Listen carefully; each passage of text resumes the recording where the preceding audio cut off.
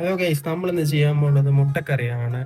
അപ്പം പാൻ നല്ല ചൂടായി വന്നിട്ടുണ്ട്. ഇപ്പം അതിൽ കുറച്ച് എണ്ണ നേരത്തെ ഒഴിച്ചിട്ടുണ്ട്. ചൂടായ ശേഷം എണ്ണ ഒഴിച്ചാൽ മതി നിങ്ങൾ. ഇപ്പം അതിലോട്ട് കടുവും ഇതൊക്കെ ഇടുന്നുണ്ട്.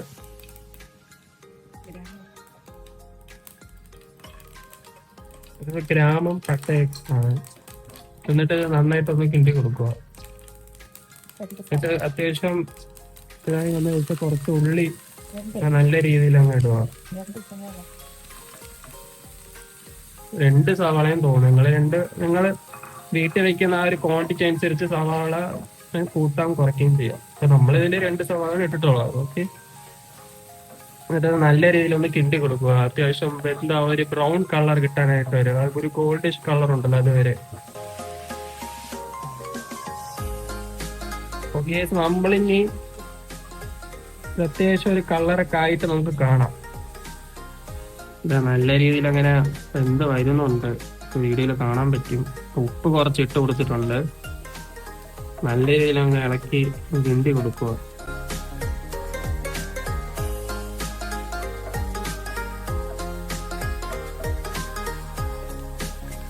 ഇനി നമ്മളിതിന് ഇടാനായിട്ടുള്ളത് 2 തക്കാളിയാണ്. തക്കാളി പേസ്റ്റ് ആണ് എടുത്തിട്ടുള്ളത്. അപ്പൊ കുറച്ച് കറി ഡിഷായിട്ട് കിട്ടും, കുറച്ച് ടേസ്റ്റി ആയിരിക്കും.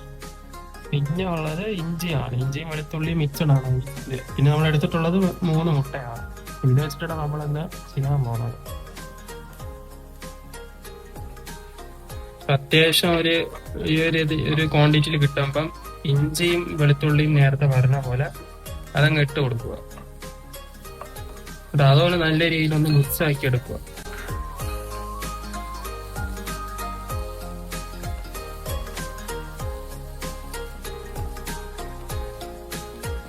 പിന്നെ എന്തെങ്കിലും വിശേഷം? സുഖമല്ലേ എല്ലാവർക്കും? എന്തായാലും ചാനൽ സബ്സ്ക്രൈബ് ചെയ്യുക, ലൈക്ക് ചെയ്യുക.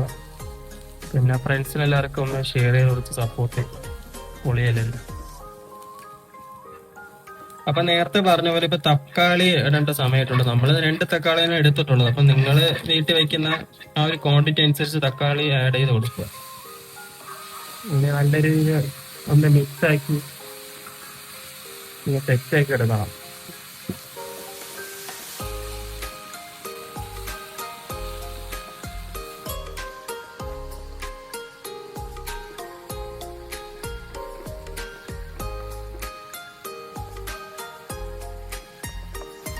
അപ്പം ഏകദേശം ഒരു പരുവത്തിൽ വന്നിട്ടുണ്ട്. അപ്പോൾ ഈ മസാലകൾ ചേർത്ത് കൊടുക്കാം.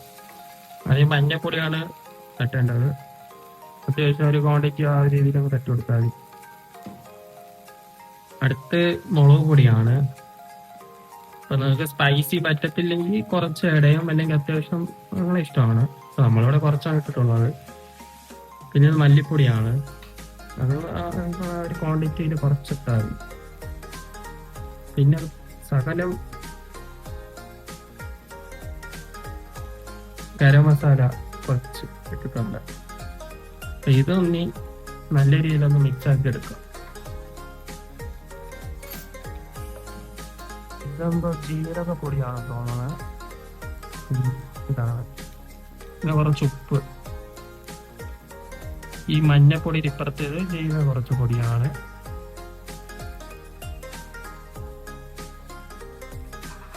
നിങ്ങൾക്ക് കുറച്ച് വേണമെങ്കിൽ ചിക്കൻ മസാല കുറച്ച് ആഡ് ചെയ്ത് കൊടുക്കാം.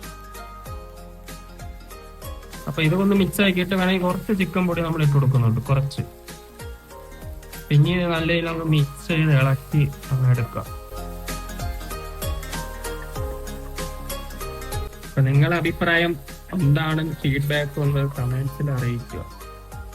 ഈ ഫ്രണ്ട്സ് എന്നിട്ട് കുറച്ച് കരിവേപ്പില ഇട്ട് കൊടുക്കുക ഈ ഒരു ടൈമിൽ.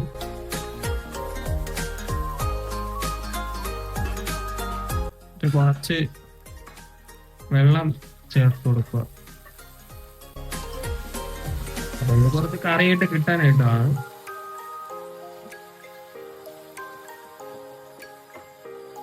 അത് ഇനി അത്യാവശ്യം ഒന്ന് ഇതായി വന്നിട്ട് നമുക്ക് കാണാം. ഇപ്പം അത്യാവശ്യം ആ ഒരു പരുവത്തിൽ വന്നിട്ടുണ്ട്. ഈ ഒരു കളറാകുമ്പോൾ മുട്ട നമുക്ക് ഇട്ട് കൊടുക്കാം. പിന്നെ മുട്ട നമ്മൾ കുറച്ച് ഇങ്ങനെ കട്ട് ചെയ്ത് വെച്ചിട്ടുണ്ട്. അപ്പൊ അതിൻ്റെ അകത്ത് കുറച്ച് മസാല ഇങ്ങനെ പിടിക്കും. കണ്ടാ മനസ്സിലാവും തോന്നുന്നത് കട്ട് ചെയ്ത് വെച്ചിട്ടുണ്ട് കണ്ടല്ലോ. ഇപ്പോഴേ മുട്ടക്കറി റെഡി ആയിട്ടുണ്ട്. മുട്ടക്കറി അത്യാവശ്യം കണ്ടല്ലോ, നിങ്ങളെ വീട്ടിൽ കൊണ്ടാക്കി കഴിക്കും കേട്ടോ.